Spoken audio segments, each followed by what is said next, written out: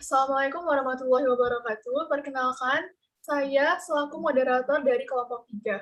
Lalu di sini kami akan menyampaikan hasil kerja kelompok kami mengenai penggunaan tanda baca.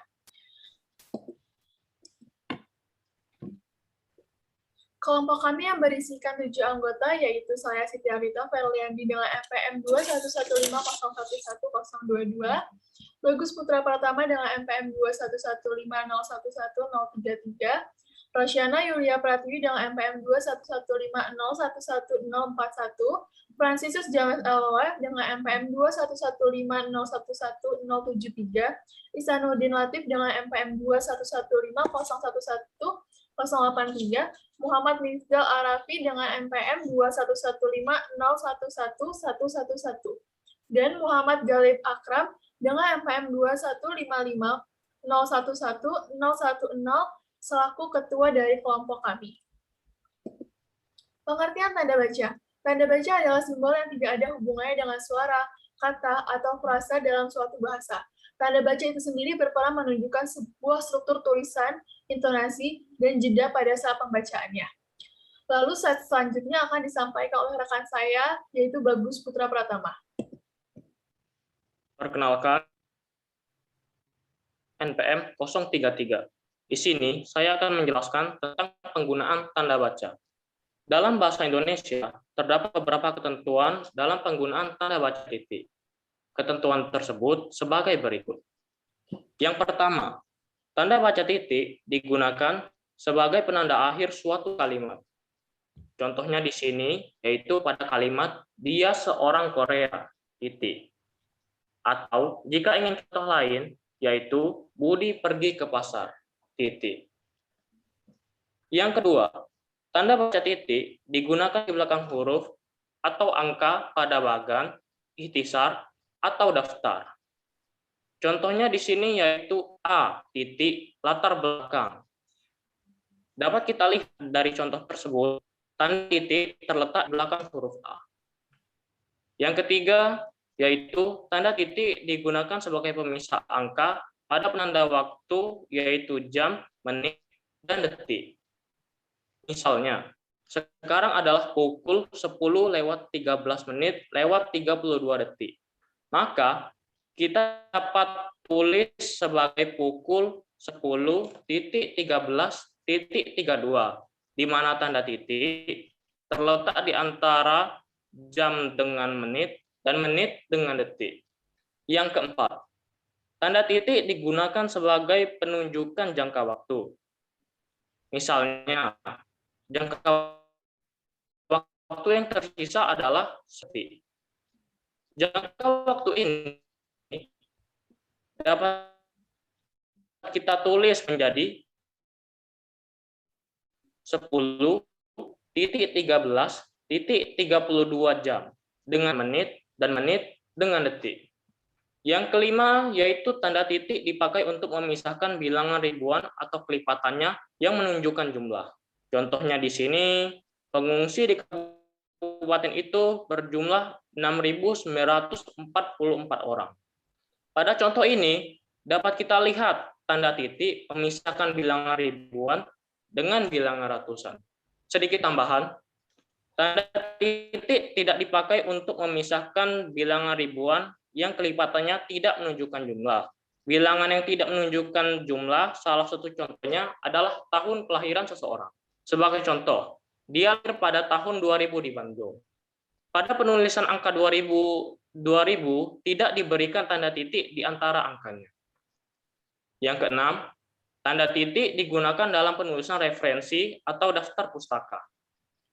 Dengan penggunaan tanda titik di antara nama penulis, tahun terbit, judul tulisan, dan tempat terbitnya. Contohnya yaitu Kanginan Marten 2013 di mana Kanginan Marten merupakan nama penulis dan 2013 merupakan tahun terbit dan diantaranya dipisahkan oleh tanda titik. Yang ketujuh, tanda titik tidak digunakan pada akhir sebuah judul. Contohnya di sini, sebuah judul cerpen, kancil, dan buaya. Pada contoh ini, terdapat kesalahan penulisan, karena seharusnya tanda titik dihilangkan di akhir judul. Dan yang kedelapan, tanda titik tidak digunakan pada kepala surat, alat pengirim dan penerima surat, serta tanggal surat. Contoh di sini yaitu kantor Kabupaten Bogor. Pada contoh ini, terdapat kesalahan penulisan karena seharusnya akhir kepala surat tidak diberikan tanda titik. Selanjutnya, presentasi akan dilanjutkan pada slide berikutnya oleh Rosiana. Baik, perkenalkan nama saya Rosiana Yulia Pratiwi dengan NPM 041. Di sini saya akan menjelaskan penggunaan tanda baca koma. Tanda baca koma memiliki beberapa ketentuan, di antaranya yang pertama, diletakkan di tengah kalimat. Sebagai contoh, 1, 2, 3. Yang kedua, sebagai perbandingan kalimat. Contohnya, wahana wisata itu sungguh menyenangkan, namun cukup berbahaya bagi anak-anak. Ketentuan yang ketiga yaitu memisahkan anak kalimat dengan induk kalimat. Contohnya, kalau diundang, saya akan datang. Yang keempat yaitu sebagai pemisah partikel. Contohnya, wah, ternyata pemandangan di sini tak kalah indahnya. Ketentuan yang kelima yaitu sebagai penghubung antar kalimat. Contohnya, oleh karena itu, kita harus merencanakan dengan matang. Yang keenam, sebagai identitas yang ditulis berurutan. Contohnya, 2021. Yang ketujuh, sebagai memisahkan petikan langsung. Misalnya, Roro bertanya, tanda petik, apakah kamu lupa materi tentang konjungsi temporal? Titik 2. Yang kedelapan, yaitu catatan kaki. Contohnya, Anton M. Mulyono, Tata Bahasa Baku Indonesia, edisi keempat, dalam kurung Jakarta titik 2, Badan Pengembangan dan Pembinaan Bahasa, Kementerian Pendidikan dan Kebudayaan 2017, tutup kurung. Yang kesembilan, penulisan daftar pusaka. Misalnya, Mulyono, Anton M, titik, DKK, titik, 2017, titik. Tata Bahasa Baku Bahasa Indonesia edisi keempat, titik, Jakarta, titik 2, Bahasa Pengembangan dan Pembinaan Bahasa, Kementerian Pendidikan dan Kebudayaan. Yang ke-10, penulisan bilangan. Contohnya, 17,2 km atau Rp, titik 90,12. Yang ke-11, penulisan gelar. Contohnya, Hani Amaria, S.SI. Yang ke-12 sebagai kalimat bertingkat. Contohnya, kakak pertamaku Kresno, adalah orang yang sangat kreatif. Ketentuan yang ke-13 yaitu menghindari salah baca. Contohnya, dalam upaya pembinaan warga, kita memerlukan semangat gotong royong. Dan yang terakhir, tanda baca tidak digunakan untuk pemisahan petikan langsung. Sebagai contoh, tanda petik, kenapa kamu berbohong? Tanda tanya, tanda petik. Tanya Dewi. Slide selanjutnya akan dijelaskan oleh kawan saya. Kepadanya dipersilahkan. Perkenalkan, nama saya Francis James Elwa dengan NPM 073. Saya akan menjelaskan penggunaan tanda baca seru, tanda baca tanya, serta penggunaan tanda baca titik koma. Yang pertama, penggunaan tanda baca seru. Terdapat beberapa ketentuan. Yang pertama yaitu digunakan dalam kalimat perintah. Jika kamu memerintahkan atau menyeru kepada seseorang, maka berlaku penggunaan tanda seru di sini, jika ucapanmu dituliskan. Sebagai contoh, tolong matikan lampu di ruang itu. Yang kedua, menunjukkan ekspresi terkejut atau kaget. Sebagai contoh, astaga, apakah aku lupa mengirimkan kabar ke kamu? Selanjutnya, saya akan menjelaskan penggunaan tanda baca tanya. Terdapat beberapa ketentuan. Yang pertama, menanyakan sesuatu. Sebagai contoh, Kapan Doni pergi ke Bandung? Tanda tanya. Ketentuan yang kedua yaitu digunakan dalam tanda kurung. Tanda tanya bisa digunakan dalam tanda kurung untuk menyatakan bagian dari sebuah kalimat yang masih kurang dapat dibuktikan keabsahannya. Sebagai contoh, total dana yang dikorupsi sekitar 500 juta rupiah, buka kurung, tanda tanya, tutup kurung. Selanjutnya, saya akan menjelaskan penggunaan tanda baca titik koma. Terdapat beberapa ketentuan. Yang pertama, memisahkan bagian kalimat. Tanda titik koma dipakai untuk memisahkan bagian kalimat yang sejenis dan setara. Sebagai contoh, malam semakin larut, titik koma, tugasnya tak kunjung selesai. Yang kedua, memisahkan kalimat setara. Tanda titik koma bisa digunakan sebagai pengganti kata hubung untuk memisahkan kalimat yang masih setara dalam kalimat majemuk. Sebagai contoh, ibu memasak di dapur, titik koma, Nanda menonton TV di ruang tamu. Sekian dari saya. Slide selanjutnya akan dijelaskan oleh teman saya. Perkenalkan, nama saya Ihsanuddin Latif dengan NPM 083. Di sini saya akan menjelaskan tentang penggunaan beberapa tanda baca. Yang pertama adalah penggunaan tanda baca titik 2. Tanda baca titik 2 biasanya digunakan pada akhir pernyataan yang lengkap. Tapi hal ini hanya berlaku jika masih dalam rangkaian yang sama. Contohnya adalah kita persiapkan perlengkapan berkemah, titik 2, tenda, ransel, jaket, dan pakaian tidur.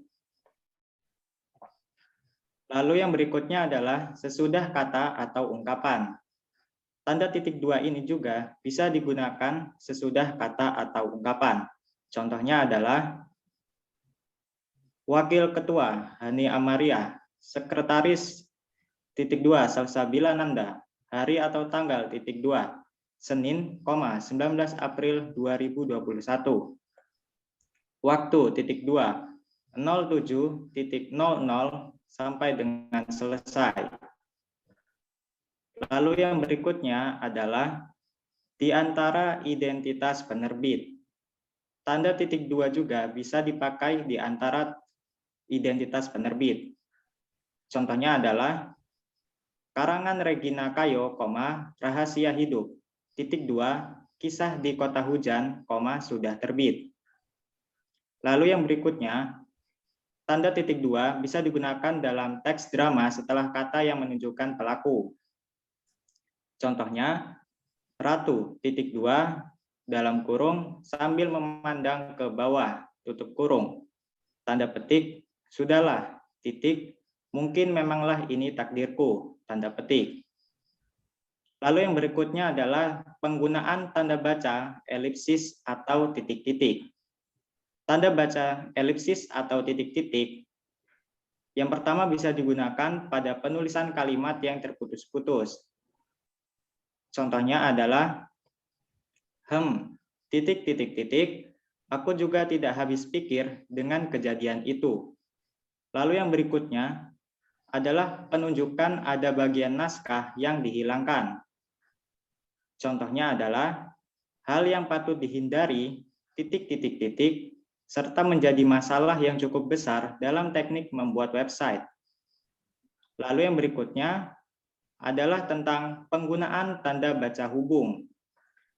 Tanda baca hubung bisa digunakan yang pertama adalah dalam menyambung huruf kata dan penulisan tanggal. Contohnya di sini adalah 19-08-1998. Lalu yang berikutnya adalah untuk menyambung suku. Tanda hubung berfungsi untuk menyambung suku dari kata dasar dan imbuhan yang terpisah oleh pergantian baris. Contohnya adalah Ririn membeli baju lengan pan strip jang di pasar Tanah Abang, titik. Lalu yang berikutnya adalah untuk memperjelas hubungan. Tanda hubung dipakai untuk memperjelas hubungan bagian kata atau ungkapan serta penghilangan bagian kelompok kata. Contohnya adalah ber, strip, evolusi. Lalu yang berikutnya adalah untuk menyambung unsur kata ulang. Tanda hubung dipakai untuk menyambung unsur kata yang berulang. Contohnya adalah anak strip anak, kuda strip kuda. Lalu yang berikutnya adalah untuk merangkai kata depan dengan huruf kapital. Contohnya adalah se strip Jawa Barat. Lalu yang berikutnya adalah untuk merangkai unsur bahasa Indonesia dengan bahasa asing. Contohnya di sini adalah dia menata rambutnya se-strip stylish mungkin, atau dibaca yaitu dengan dia menata rambutnya se-stylish mungkin. Demikian penjelasan dari saya, selanjutnya akan disampaikan oleh rekan saya. Nama saya Muhammad Mifdal Rafi dengan NPM 111. Saya akan menjelaskan tanda baca pisah. Yang pertama, tanda baca pisah dapat digunakan sebagai penyisipan kata. Jika ada pembatasan penyisipan kata atau kalimat yang memberikan penjelasan khusus di luar konteks kalimat, maka digunakan tanda pisah. Contohnya, kesuksesan itu, tanda pisah, saya yakin akan tercapai, tanda pisah, harus diperjuangkan oleh dirinya sendiri. Yang kedua, tanda pisah dua bilangan. Tanda pisah dipakai juga di antara dua bilangan atau tanggal yang menunjukkan arti sampai. Contohnya, 2019 sampai 2020. Yang ketiga, penegasan keterangan aposisi. Tanda pisah bisa dipakai untuk penegasan keterangan aposisi atau keterangan lain sehingga kalimat menjadi lebih jelas. Contohnya, anggota komunitas itu, tanda pisah, Sabrina, Devi, dan Nanda, tanda pisah, sudah memberi dampak positif yang cukup besar bagi lingkungan sekitarnya. Selanjutnya, penggunaan tanda baca kurung. Yang pertama, mengapit angka. Bisa memakai tanda baca kurung untuk digunakan mengapit angka atau huruf yang merinci suatu urutan. Contohnya, harta kekayaannya meliputi buka kurung A, logam mulia, buka kurung B, properti, dan buka kurung C, tutup kurung saham. Yang kedua, mengapit huruf. Tanda kurung dipakai mengapit huruf atau kata yang kemunculannya di kalimat dapat dihilangkan. Contoh, pendaki amatiran tidak diperkenankan untuk mendaki sampai buka kurung puncak tutup kurung Mahameru. Yang ketiga, mengapit keterangan. Bisa menggunakan tanda kurung untuk mengapit keterangan atau penjelasan yang bukan bagian pokok dari sebuah kalimat. Contohnya, bukti tersebut, buka kurung, lihat halaman 109, tutup kurung, mendukung pernyataannya bahwa dalam melakukan teknik negosiasi harus dilakukan secara serius. Yang keempat, tambahan keterangan. Untuk menjelaskan keterangan yang berupa abreviasi, digunakan pula tanda kurung. Contohnya, Kementerian Keuangan Republik Indonesia, buka kurung, Kemenku RI, tutup kurung, telah mengeluarkan kebijakan penggunaan materai 10.000 dalam dokumen berharga. Selanjutnya, penggunaan tanda baca kurung siku. Yang pertama, mengapit keterangan. Tanda kurung siku dipakai untuk mengapit keterangan yang ada di kalimat penjelas. Kalimat penjelas ini sebelumnya sudah bertanda kurung.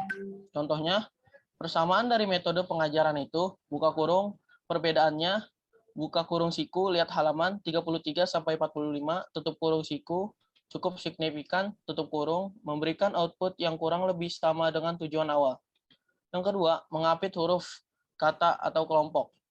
Tanda kurung siku ini bisa dipakai dalam hal pengoreksian kalimat yang ditulis oleh orang lain. Tanda ini menyatakan bahwa ada kesalahan atau kekurangan huruf pada naskah aslinya. Contoh, para pemuda juga wajib berperan dalam pemberdayaan masyarakat di lingkungan sekitar tempat mereka tinggal, diberi tanda kurung siku pada huruf A di kata pemberdayaan. Selanjutnya, penggunaan tanda baca garis miring. Yang pertama, sebagai pengganti kata hubung.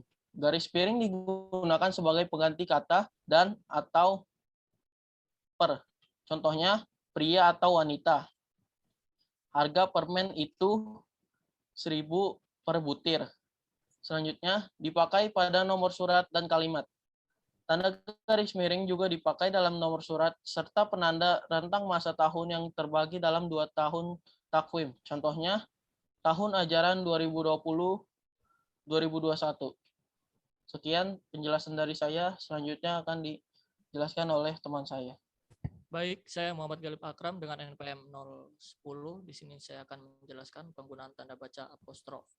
Pertama, sebagai penggunaan kata khusus dalam penulisan, tanda ini digunakan dalam penulisan nama serta kata khusus dari serapan bahasa asing. Contoh, surat Al-An, tanda baca apostrof baru am, bukan Al-An spasi am atau Al-Anam. Kedua, menunjukkan penghilang bagian kata.